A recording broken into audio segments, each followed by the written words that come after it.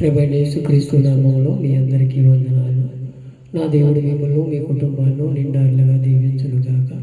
ఈ రోజంతా కూడా మనల్ని కాపాడి ఆయన ఉచితమైన రెక్కల విధంగా మనల్ని భద్రపరిచి ఇలాగ మీ మధ్య కలవటానికి కొన్ని మాటలు దేవుని మాటలు పంచుకోవటానికి ఆయన ఇచ్చిన కృపను బట్టి నేనంతైనా రుణస్తున్నని చెప్పుకుంటున్నాను.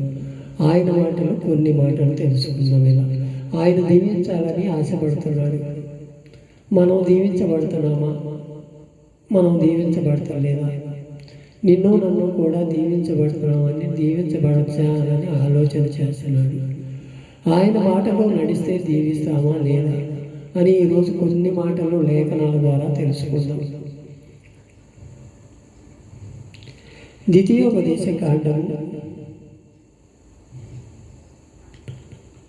28వ అధ్యాయము 4వ వచనాన్ని నేను చదువుతున్నాను. అందరూ కూడా బైబిల్ ఇంటి తీసి చదవండి. ద్వితీయోపదేశ కాండం 28వ అధ్యాయం 4వ వచనం. నీ గర్భఫలము, నీ భూఫలము, నీ పశువులు మందలు దుక్కిటెద్దులు, నీ గరిసె మేకలు మందలు దీవించబడును అంటున్నాడు. దేవుడు ఎప్పుడు దీవిస్తాడు మనల్ని కూడా దీవించాలని ఆలోచన చేస్తున్నాడు. తప్పేమీ కాదు. మనం ఆయన బాటలో నడిస్తే దీవించబడతాము. ఎప్పుడు దీవించబడతాము? అదే 2వ వచనంలో అంటున్నాడు, నీ దేవుడైన యెహోవా మాట ఇనిన ఎడల ఈ దీవెనలన్నీ నీ మీదకి వచ్చి ప్రార్థించును అంటున్నాడు. ఎప్పుడంటే ఆయన మాట వినాలంట. మనం ఆయన మాట వింటున్నామా? ఒక చెవితో ఇని ఒక చెవితో వదిలేస్తున్నామా?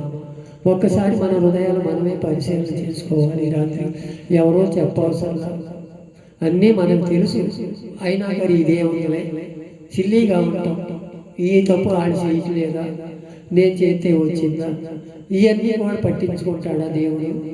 ఇవన్నీ కూడా చూస్తాడా అనే ఆలోచనలో ఉండి వాళ్ళు తప్పు చేస్తున్నారు కదా, నేను ఎందుకు చేయకూడదా తప్పు అనే ఆలోచనలో ఉండిపోతాను. ఆయన మిమ్మల్ని దీవిస్తానంటున్నాడు.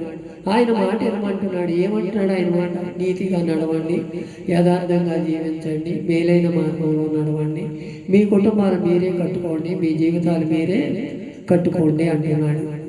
అలా అన్నప్పుడు మనం ఎలా ఉండాలి? ఇతరుల మీద ఆధారపడే వారం ఉండాలా?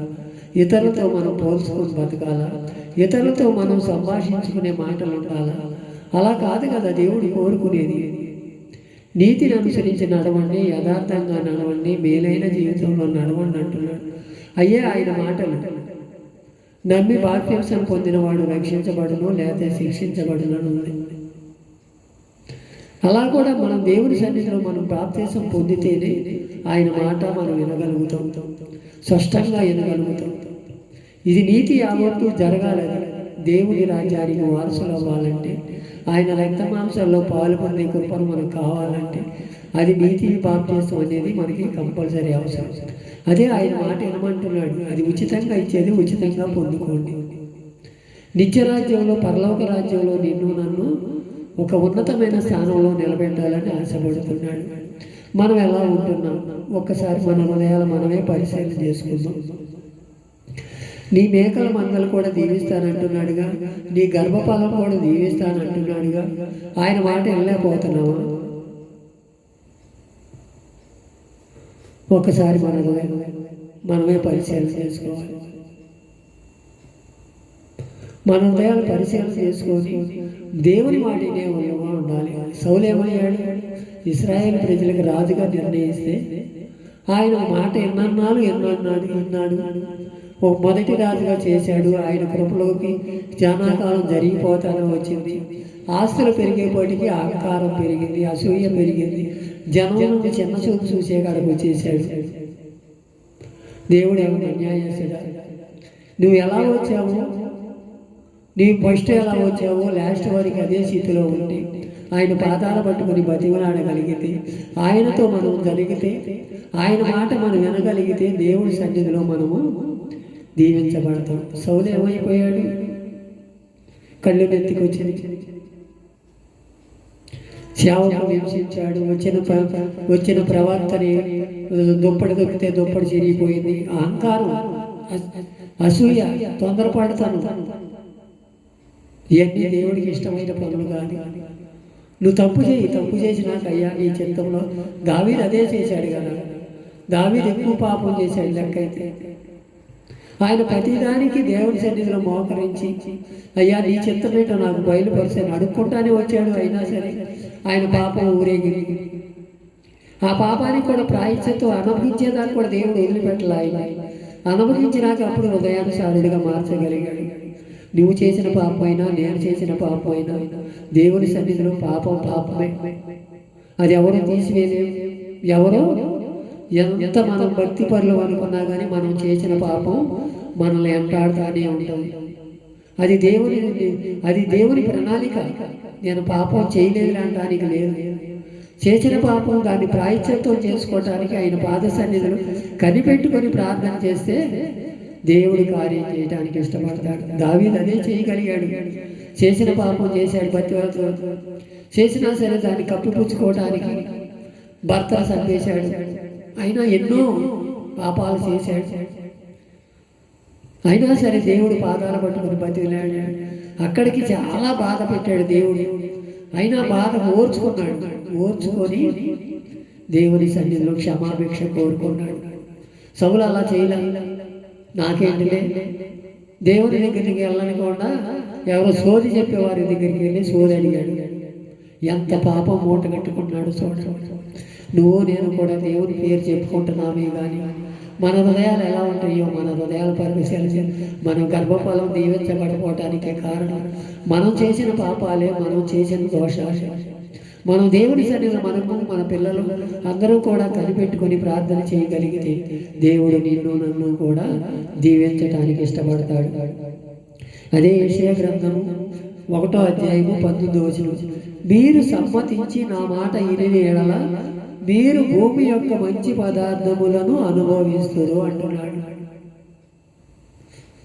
భూమి పదార్థాలన్నీ కూడా మనకు అనుభవించాలని ఆనాడు ఆదాము అవ్వ కూడా అన్ని స్వేచ్ఛగా ఇచ్చాడు దేవుడు. అన్ని పండ్లన్నీ తినమన్నాడు, ఒక పండు మాత్రం తినొద్దన్నాడు.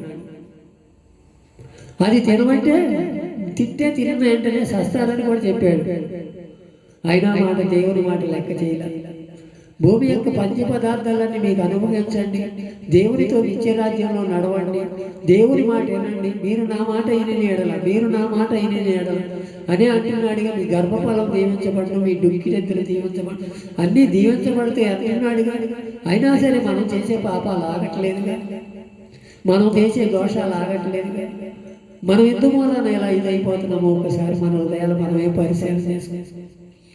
సాతాను వచ్చింది పాము రూపంలో, సర్పంలాగా వచ్చి మీరు ఈ పండు తింటే దేవదూతల వలె ఉంటారని మాయమాటలు చెప్పింది. అవ్వేమో ముందుకు వచ్చింది, ఆదామేమో తిందామా వద్దని వెనకాల ఉన్నాడు. అవ్వ తినేసింది ఒకటే తినలా తీసుకొచ్చి భర్తకు కొడబెట్టింది. నేను చేయలేదు కాకుండా వనమంతా చెడాలని ఉండదు కదా శాస్త్రమే. అది అందరూ చెడిపోవాలి, అందరూ నాశనం అయిపోయేవాళ్ళు అన్నవాళ్ళు చాలామంది ఉన్నారు ఈ రోజు. నేను చెడిది కాకుండా ఇతరులు కూడా చెడగొట్టాలని ఆలోచనలు చేసేవారు. దేవుని భక్తిలోకి రామనే వారు ఎవ్వరూ లేరు ఈ రోజుల్లో. దేవుని మాటలు విందాము, దేవునితో నడుద్దాము, దేవునిలో మనం అంటుకట్టబడదాము, దేవునితో జీవిద్దామని ఈ మాటలు చెబుతుంటే వాళ్ళకి ఏదో ఇదిలా ఉంటుంది. చెడు మార్గం తాగి వెళ్తావరా నేను పోపిస్తాను, పేకాటికి వెళ్తావరా నేను డబ్బులు ఇస్తాను, సినిమాకి వెళ్తావరా నేను పెట్టుకుంటాను, ఇలాంటి మాటలు చెప్తే కైక్కమంటే వాళ్ళ వెనకాల వెళ్ళిపోతాం. మనం ఇంకెక్కడ దీవించబడతాడు? దేవుని సన్నిధిలో నీ మారు మనసు పొందు, దేవుని నీ హృదయం అప్పచెప్పు, దేవుడు నిన్ను దీవిస్తాడు, నీ పిల్లల్ని దీవిస్తాడు, నీ కుటుంబాన్ని దీవిస్తాడు. ఎన్ని మాటలు చెప్పినా సరే ఆ మాటలు మనం పెడచెవిని పెడతానే ఉన్నాం. అదే మనం దీవించకపోవటానికి కారణం. దేవుడు నిన్ను నన్ను దీవించాలని, నీ గర్భఫలము నీ భూఫలము అన్నీ కూడా దీవించి మంచి పదార్థాలు ఇస్తానంటున్నాడే. మనం కాలదాసుకుంటున్నామా? దేవుని సన్నిధిలో నిలబడలేని స్థితిలో ఉంటున్నామా? ఒక్కసారి మన హృదయాలు మనమే పరిశీలన చేసుకుందాం. యెషయా గ్రంథం అదే యెషయా గ్రంథం 66వ అధ్యాయం 2వ వచనంలో కూడా అవన్నీ నా హస్తపుస్తములు, అవి నా వలన కలిగినవి యెహోవా సెలవు చేస్తున్నాడు. ఎవడు దీనుడై నలిగిన హృదయము గలవాడై నా మాట వినుని వణుకుచుండును వారిని నేను దృష్టి ఉంచుతున్నాను అంటున్నాడు. ఇరిగి నలిగిన హృదయం కావాలంట ఆయనకి. ఏ హృదయం? నా మాట వినాలి. ఎవడో అహంకార దృష్టిలో వాడు కాదు, అసూయ దృష్టిలో వాడు కాదు, చెడుతనం చేసేవాడు కాదు. ఇరిగి నలిగిన హృదయంతో ఉండాలంట. దావీదు అదే చేయగలిగాడు. ఎంత పాపం చేసినా సరే అయ్యా అని పాదాలు పట్టుకుని బతిమలాడగలిగాడు. నువ్వు నేనేం చేస్తున్నావు? ఒకసారి మన హృదయాలు మనమే పరిశీలించి మన పాపాలు మనమే కప్పేసుకొని, నేను నీతిమంతుడినే, నేను తెలసొక్క వేసుకున్నాలే, నేను దేవుడిని నన్ను ఏం చేయలే, దేవుడిలో నేను 30 సంవత్సరాల మట్టి సీనియర్లే అని చెప్పుకుంటే సరిపోదు. అక్కడ దేవుడు మనల్ని తీర్పు దినంలో లెక్క అడుగుతాడు. ఆ లెక్క అడిగినప్పుడు ఏ సమాధానం చెప్తాము? నీవు నేను కూడా ఒకసారి మన హృదయాలు మనమే పరిశీలన చేసుకుంటాం. దేవుడు మనల్ని దీవించకపోవటానికి కారణాలు దేవుని సన్నిధిలో సరైన జీవిత అవగాహన లేక నడవటం, దేవుని సేవకుడు చెప్తే ఏళ్ళగా చూస్తాం, దేవుని సేవకుడు అంటే లెక్కనే తనలో ఉంటాం. అయ్యే మన జీవితాలు పాడు చేసే గుణాలు. మనం ఇక మీదటైనా తెలుసుకుందాము. ఈ రాత్రికాల సమయంలో సరైన తీర్మానం చేసుకొని దేవుని ఎదుట మోకరించి ప్రార్థన చేద్దాం. అయ్యా, నాకు నీ గర్భఫలం దీవిస్తానన్నావయ్యా, నీ భూఫలం దీవిస్తానన్నావయ్యా, నీ పశువులు మొత్తము భూమి యొక్క మంచి పదార్థాలను అనుభవిస్తావు అని వాగ్దానపూర్వకంగా చెప్తున్నావయ్యా. ఈ అన్నింటిని మేము తోసివేసుకున్నామేమో ఇప్పుడు వరకు మేము దార వేసుకున్నామేమో అయ్యా. ఇక మీదటైనా మేము తెలుసుకొని నీ సన్నిధిలో ప్రార్థనాపూర్వకంగా నడిచే కృపను మాకు దయచేయ్యా. నీ కృపలో నన్ను దాసయ్యా. అయ్యా, యెహోవా చలవిస్తున్నాడు. ఎవడైనా దీనుడైన నలిగిన హృదయం గలవాడు, వాడు ఎప్పుడైనా అడిగితే నేను వాడికి ఇచ్చి ఫలాలు ఇస్తాడని వాగ్దానం చేస్తున్నాడు. ఇరిగి నలిగిన హృదయం నీలో ఉందా? అహంకార దుష్టంగా ఒక్కసారి నీవు పరిశీలన చేసుకొని ఈ రాత్రికాల సరైన తీర్మానం తీసుకొని నిత్యరాజ్యంలో వారసులు అవ్వాలని దేవుని ఎదుట మనం ఇరిగి నలిగిన హృదయంతో ఆయన సన్నిధిలో ఆయన మాట వినేవాళ్ళంగా ఈ దీవెనలన్నీ పొందుకుంటామని ఒక సేవకుడిగా కోరుకుంటూ మీ అందరి గురించి ప్రార్థన చేసి కృపను యోగ్యత మాకు కలగజేయమని ఈ రాత్రికాల సమయంలో సరైన తీర్మానం చేసుకుని ఆయన ఇరిగిన లేనదేమో వారు నా మాట అయిననే ఎడల వారి గర్భఫలము భూఫలము అన్నీ దీవిస్తారని వాగ్దానం చేసావయ్యా. ఈ వాగ్దానం మాకు స్థిరపరిచి నీ సన్నిధిలో మాకు యోగ్యమైన పాత్రలుగా నిలబెట్టమని యేసుక్రీస్తు నామమున ప్రార్థించి విన్నవించి వేడుకొనుచున్నాము తండ్రి.